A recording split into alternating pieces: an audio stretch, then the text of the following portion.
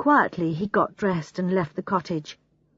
The sun had just risen, and the air already felt warm. He started jogging up the hill out of the village, hoping that some physical activity would help. By the time he reached the top, he was a bit out of breath. He looked into the car park to make sure the car was still there, then carried on walking. There was a signpost saying footpath, so he went along it. It led to the edge of the cliff. At this point, he was standing about 100 meters above the sea, looking back down onto Polreath Harbour. It was a wonderful view, one he felt he'd always remember. There were 1 or 2 people on their boats in the harbour, including a blonde-haired man. "I wonder if that's Tristan," thought Stephen. He watched the activity in the harbour, and slowly the tightness in his stomach started to go away. He felt calmer. He realized that the problems at work were not going to disappear. He was going to have to think about his job clearly and carefully and decide what he really wanted to do, and try and talk to Anna about it. Once or twice recently, he had seen her looking at him almost angrily. Poor Anna, he thought. She must get fed up with me sometimes.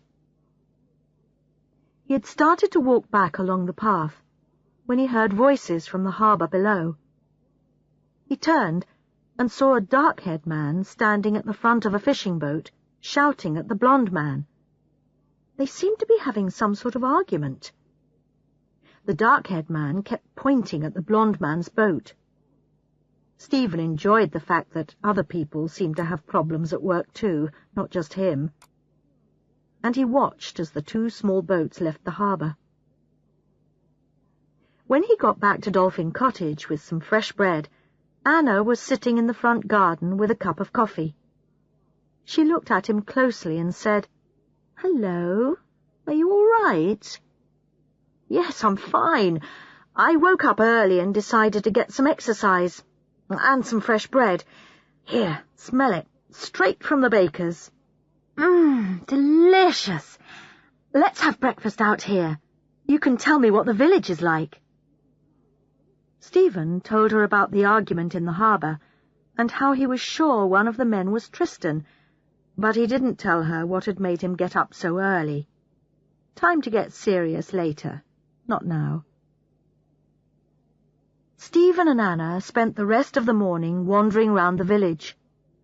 They walked up and down the narrow streets and paths, looking at everything. Most of the houses near the harbour were like theirs, old stone cottages. There were 1 or 2 which were obviously holiday cottages, but most of them still seemed to be lived in by local people. A bit further away from the harbour, it seemed to be more mixed. Some more modern houses, and 1 or 2 very fine ones, which had probably been built when it had first become fashionable for city people to take their holidays by the sea. In one of the small side streets, they found Philpot's, a restaurant specializing in seafood. The menu promised lobster, crab and fish, all freshly caught. "This looks wonderful! And look at the prices! This lot would cost twice as much in London." Stephen felt a hand on his shoulder. "Morning." Tristan was standing behind them in shorts and a t-shirt. "You were up early today, Stephen? I saw you leaving the cottage." "Yes, I went jogging," replied Stephen. "I didn't see you, though." "I was on the boat, just going out for an hour or two's fishing," said Tristan. "Ah, so it was him," thought Stephen. "Did you catch anything?" he asked Tristan. "I just put down the lobster pots. I'll go back later and pull them up. I usually get a few, and then sell them to this place. So if you eat here tonight, they might be serving my lobsters," said Tristan, looking at Anna. "Great," said Anna. "How was the trip to the island?" "Oh, fine. I left the people there for the day. There's not much to do, but that's what's attractive, I suppose.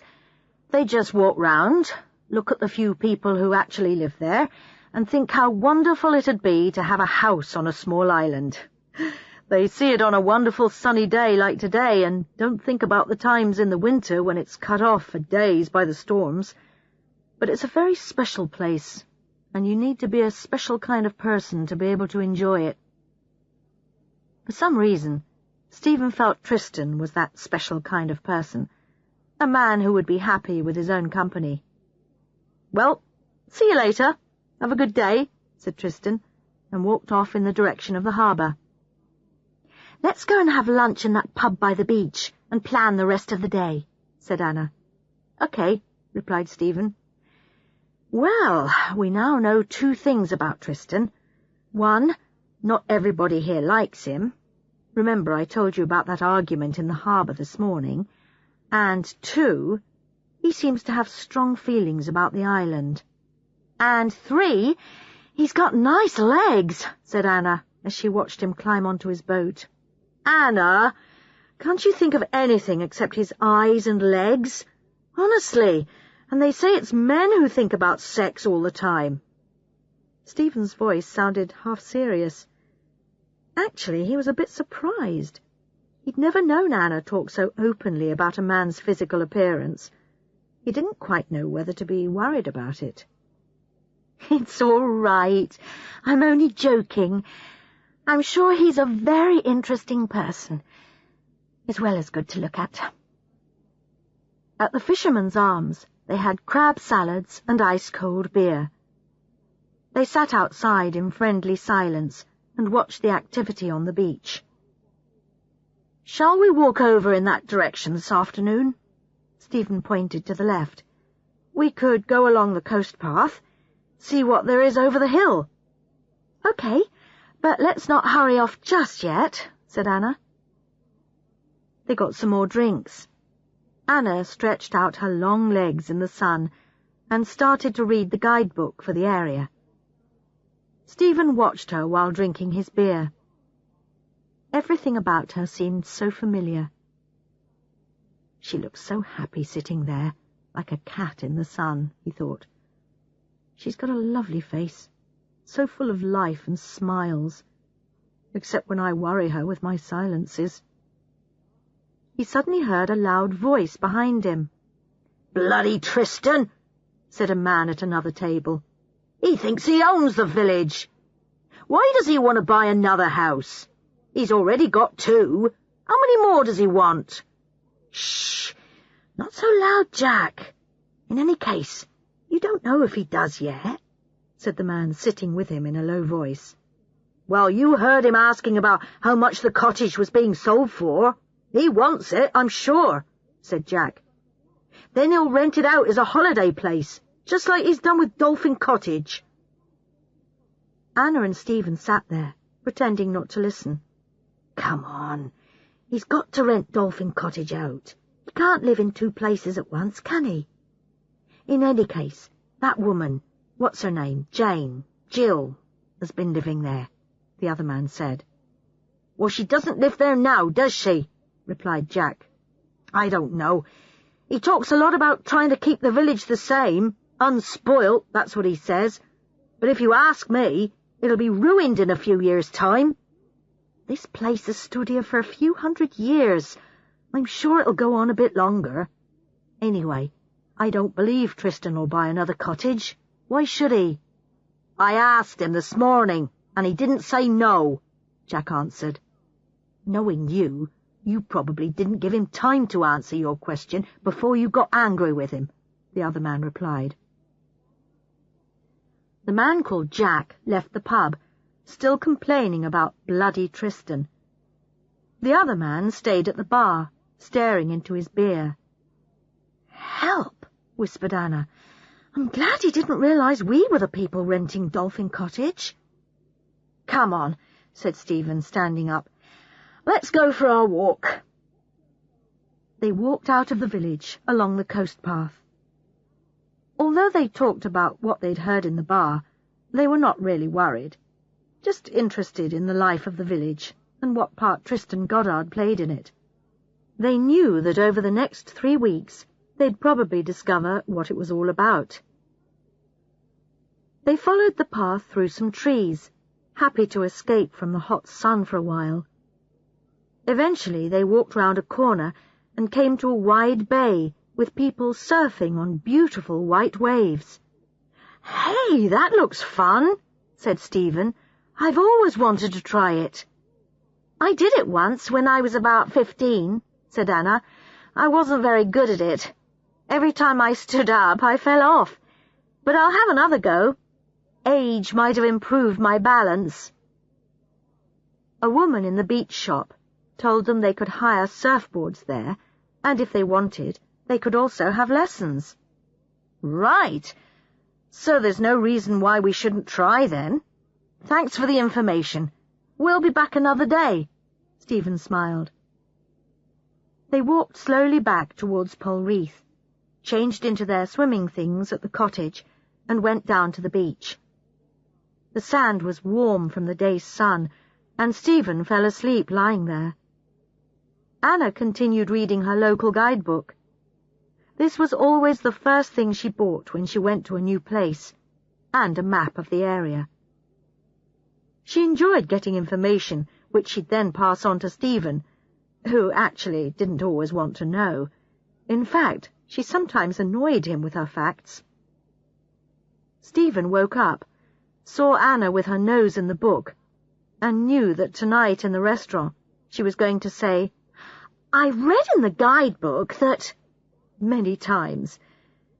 He turned over quietly and ran his finger down her back. "Oh, hello. Had a good sleep? You probably needed it after your early start this morning." He stood up and stretched. "Time for a swim?" "Why not?" she replied. "Then I'm going home for a quick sleep before dinner."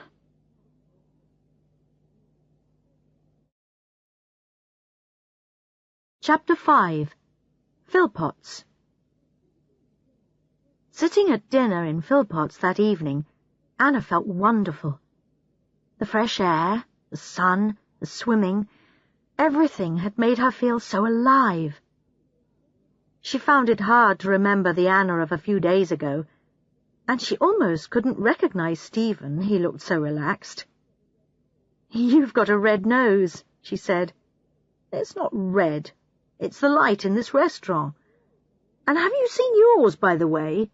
"Yes, it looks very healthy," she replied. "Why is mine red and yours healthy?" he laughed. "What are you having?" she asked, changing the subject. "Need you ask?" said Stephen. "Lobster à l'américaine, of course. And you?" "The same. Do you think it's one of Tristan's?" "Will we be able to taste the difference?" he joked. Anna knew that over dinner, Stephen would probably find it easy to start talking about the things that were making him unhappy, but she didn't want him to. She wanted a relaxed, uncomplicated meal, an evening without thinking about London, work, or Stephen's problems, so she deliberately kept the conversation away from anything serious.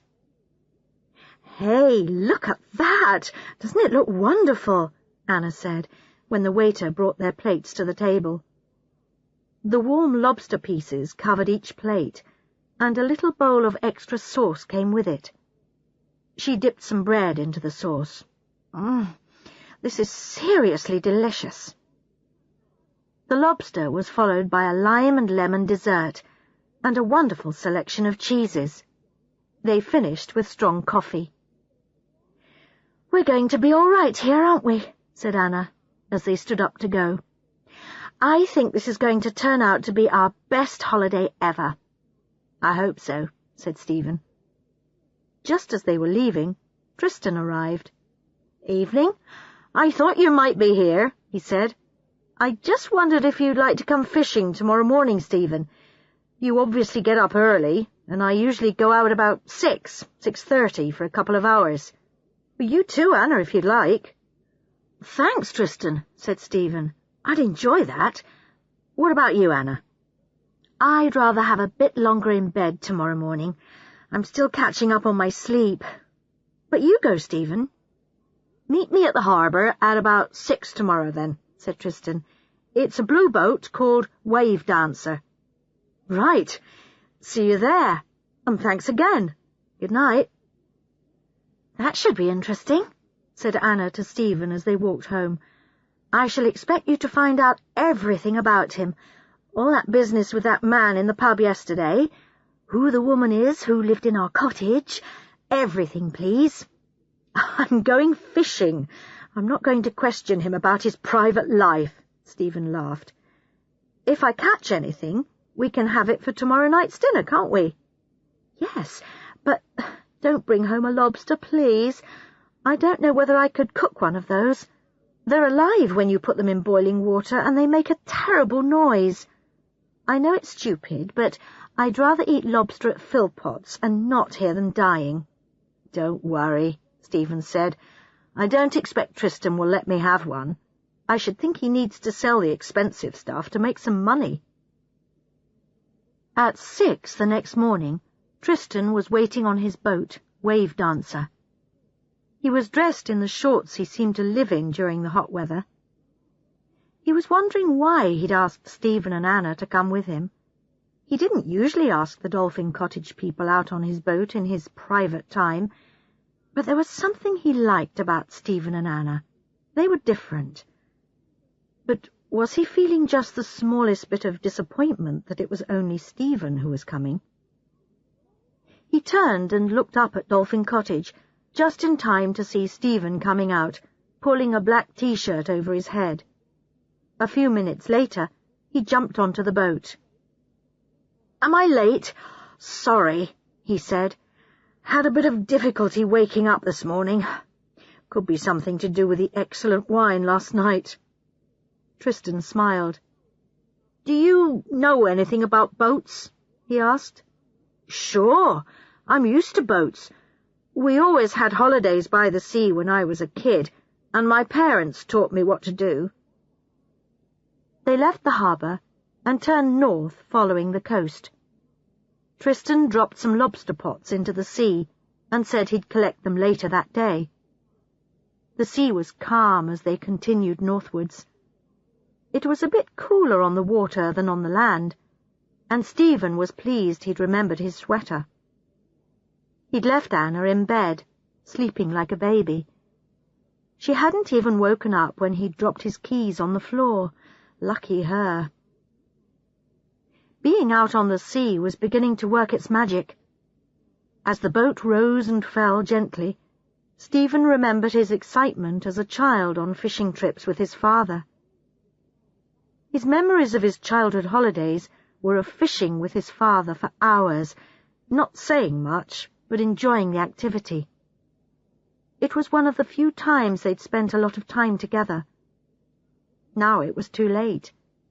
His father had died a year ago from an unexpected heart attack, leaving Stephen full of things he'd wanted to say to him. Today the sea was calm. The sun made the tops of the waves dance and shine. And when Tristan stopped the boat, there was silence. No more noise from the engine, just the rather sad sounds from a few seagulls.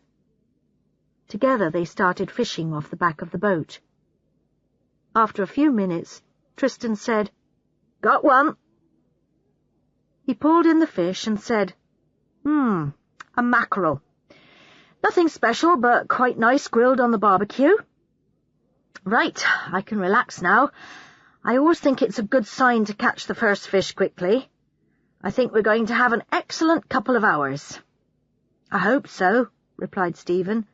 "Anna wants something for tonight's dinner." "Are you both okay in Dolphin Cottage?" "It's not very modern, I'm afraid. I haven't done much to it, really. My grandmother lived there all her life, and she left it to me when she died 4 years ago." "Oh, we're absolutely fine. We love it. Actually, I don't think we'll ever want to leave it." Tristan looked at him rather sharply. "Sorry, have I said something wrong?" said Stephen. "No, not at all." Tristan shook his head. "I was just remembering someone else who said that about the cottage. But in fact, she did leave in the end." "You're very lucky to live in such a beautiful place. Have you always lived here?" Stephen was interested in getting people to talk about themselves, and it was easier than talking about himself. "Yes, except when I went away for 4 years to university." Stephen hadn't expected that.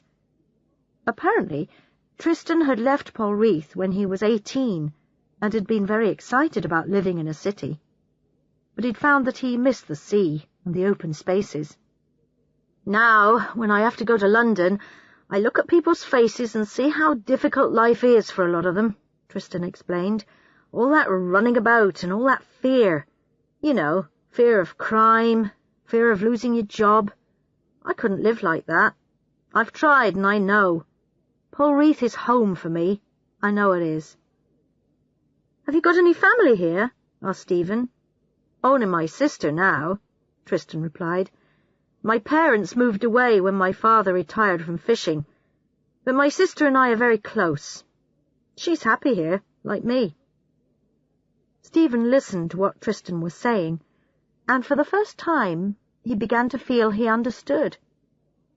Of course, he'd heard other people say how hard city living was, and he'd even said it himself. In fact, last year, when they were on their way home from 2 weeks' holiday in Greece, he'd suggested to Anna that they should sell their house and move to somewhere peaceful. But he'd known it was only a dream. When he'd gone back to the agency the following Monday, he found he enjoyed the office politics and the competition for new business. It made him feel alive and at the centre of things. But now something was different. Perhaps it was because everything at work was so uncertain. Again there was silence in the boat. Both men watched the water to see if any fish were biting, and both men were deep in their own thoughts. They each caught some fish, mainly mackerel, and Tristan talked a little more about Polreath and his life there. Stephen liked the easy way in which Tristan talked. He knew that that was how Anna would like him to be. "Well, we'd better go back, I suppose," said Tristan. "I've got a trip to do later." "How many have you caught?" "4. Not bad for a city boy," Stephen replied. There was something in Stephen's voice that made Tristan look at him. Chapter 6. The Phone Call. Anna was in the front garden of Dolphin Cottage, and she waved as she saw the boat come into the harbour. "You two seem very happy together," said Tristan. "Yes," Stephen agreed. They had known Tristan for only a few days, and it seemed to Stephen a rather personal thing to say, but then Stephen realised he didn't mind. "Have you got anyone special?" he asked. "Sort of," Tristan replied, and busied himself tying up the boat to the harbour side. He didn't really feel like going into detail about it at that moment.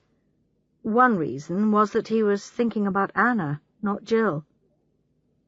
"Thanks for the trip," said Stephen. "It was great. By the way, if you're not doing anything tonight, would you like to come and have dinner with us? We could barbecue the fish. Bring your friend if you want." "Okay, thanks. It'll just be me, though," said Tristan, pleased at the thought of seeing Anna again. "Fine. See you about 8, then." Stephen walked up from the harbour and held up his fish to show Anna, but when he got nearer, he could see that something was wrong. "What's the matter?" he asked. "Has something happened?" "Afraid so. Rebecca's just phoned and said your office needs you to ring them immediately." "Oh, shit! I knew we shouldn't have left our number with Rebecca," he said angrily. "What the hell do they want? I don't feel like ringing them back. I think I just won't, and pretend we never got the message. Do you know if Rebecca told the office she knew where we were?" "Apparently she said she'd pass the message on to you, so I guess you'll have to contact them." "Oh, bloody hell!" Stephen threw the fish down on the table and went inside. She could hear him in the kitchen, noisily making a cup of coffee. She wondered what the problem was at his office. She had met Charlie Jardine, Stephen's boss, a couple of times, and he'd seemed to be a reasonable person. What was it all about? Stephen must be talking to him now. She could hear his voice rising in anger, and then she heard him put the phone down with a bang. He came out and sat next to Anna. His face was red with anger. "Well?" she asked. "Charlie wants everybody back in the office for a crisis meeting tomorrow. Everybody, and that includes me," Stephen replied. "Another agency wants to buy our company." "Can't you talk about it on the phone?" Anna asked. "Apparently things are happening so quickly, and he needs to be able to act fast." Stephen stood up and started walking up and down the tiny front garden. "And he says he wants to do what's best for the company. He sounded really worried on the phone." "So you're going then," she said, rather coldly. "I'll have to. Mark's been called back from a conference in Italy as well." "Well, that's work, not a holiday," said Anna sharply. "I know. Oh, look, I'm sorry." Stephen put his arms round her. "I know this has ruined things for you as well. If I go this morning, I'll come back straight after the meeting. I'll drive through the night if I have to, but I promise I'll be back for breakfast on Thursday." "Could you lose your job if someone buys the company?" Anna asked. "Yes, it's quite possible," Stephen said. "It's also possible I could lose it anyway. The agency is obviously in a bad way, as far as money goes." "Oh, Stephen, just when we were beginning to relax here. It's not fair," said Anna, close to tears. Stephen finished his coffee and went back into the cottage. Anna continued to sit in the front garden. Half an hour later, Stephen appeared, carrying a small bag and wearing his work trousers. "I'll walk with you to the car," said Anna. It felt unreal to both of them, him going, her staying.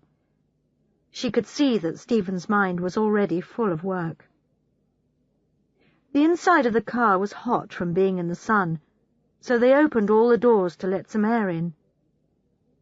"You'll be okay on your own for 2 days, won't you?" said Stephen. "Yes, no problem. Don't worry about me. You just be careful driving. Take care, please." "I will. Bye, love." "Bye." "I don't know what to say. Good luck, I suppose. Ring me tonight from home.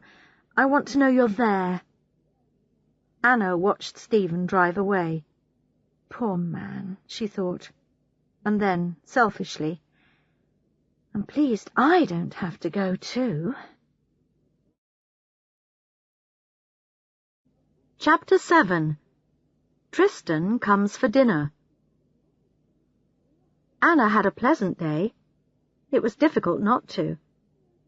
Polreath was the same interesting place, and the weather was wonderful again. She walked around and did a bit of shopping. Some people in the village were beginning to greet her. "Morning, another nice day," they said, and she smiled back. She sat in the front garden of the cottage, reading and watching all the comings and goings in the harbour. She was learning to recognize some of the different boats, which ones were fishing boats, and which ones were owned by visitors. Tristan's boat, full of passengers, went out, and she decided she'd find out where he was going the next day. It might be nice to do something with other people tomorrow, she thought. She looked at Stephen's fish in the fridge and remembered how pleased he'd looked when he'd got off Tristan's boat earlier that day. "I'll have some later," she thought. "Don't want to waste them." In the late afternoon, she went for a swim. Back home, she showered and sat with a glass of white wine in the front garden until the sun disappeared behind the hill. Then she went inside to get some dinner. There was a knock on the door, and Tristan appeared. "Hello? I hope I'm not late." "Pardon?" said Anna. "Late for what?" "Dinner. Stephen asked me for dinner." Tristan could see something was wrong. Oh, no, I can see you didn't know. I'm sorry. Come in. No, I didn't know. The thing is, explained Anna, Stephen's had to go back to London. He had a phone call when you were out fishing this morning, and he's gone. Oh, I'm sorry. Is everything all right? I mean, I hope nothing bad has happened. Tristan meant what he said, but if he was honest with himself, he was also pleased that Anna was now here alone, without Stephen. It's a crisis at work, Anna said. He didn't want to leave, but he'll be back on Thursday, he says. Oh, good. Anyway, I'll go. Don't worry about dinner, said Tristan. No, stay, really, she said. I was just grilling the fish. I can easily do some more. Help yourself to a glass of wine. Well, if you're sure. Thanks. Tristan poured himself a drink and filled up Anna's glass as well. Can I do anything? He asked. You could cut the bread, if you want, and take all the plates and stuff outside. Is it okay with you if we eat outside? Fine. Tristan carried everything into the front garden and waited for Anna. He felt a bit strange sitting there, remembering other times he'd had dinner at the cottage. Jill and he used to eat there most evenings during their first summer together. But when she was here earlier this year, though, she seemed to prefer to eat at his house, or in the village somewhere. The cottage had become Jill's private world. Anna brought the fish. Strange, he thought to himself. There's Jill and Stephen in London, and Anna and me here. Tristan talked a bit about his day. After the fishing that morning, he'd been quite busy. 2 trips with a full boat each time, up the coast, looking at the land from the sea. He seemed surprised when she asked him if he ever got bored doing the same trips every week. Never bored, he said. Annoyed, maybe, at some of the stupid questions people ask sometimes. But basically, I can't think of a better way of earning a living.